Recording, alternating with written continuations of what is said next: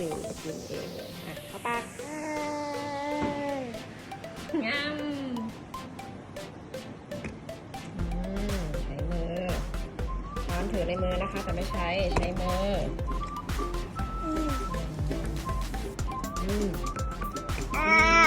ขอข้าวเหนียวหน่อยข้าวเหนียวหน่อยอันนี้ไก่ย่างใช่ไหมลูกผมต้องกินไก่ย่างนะกับข้าวเหนียว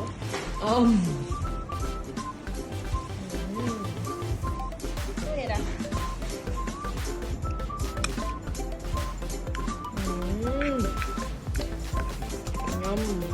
การเลี้ยงลูกแบบ YDK นะคะเหมือนที่โคโดโมะสอนไว้นะคะให้ลูกหัดเองลองเองนี่ข้าวเหนียวหยิบนี่กินเลยเอาเข้าปากนี่อันนี้นี่อันนี้ก็กินไก่กินข้าวเหนียวได้สิลูกนี่ให้ชิมก่อนว่ามันอร่อยเห็นไหมงั้นฉีกให้เป็นชิ้นเล็กๆนี่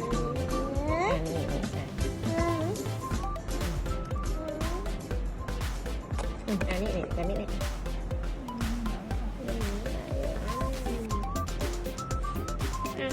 เราจะเอาชิ้นใหญ่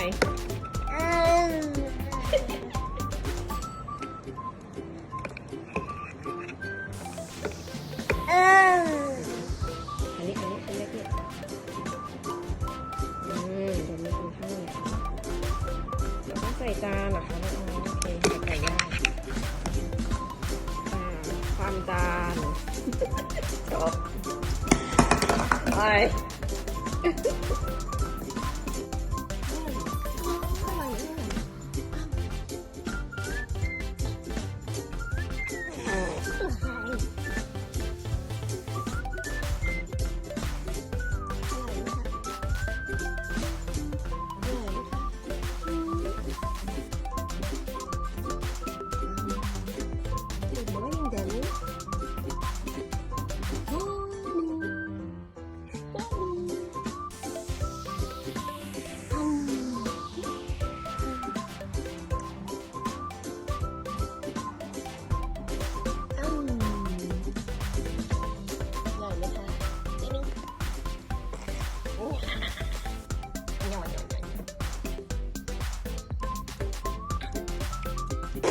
ว้าว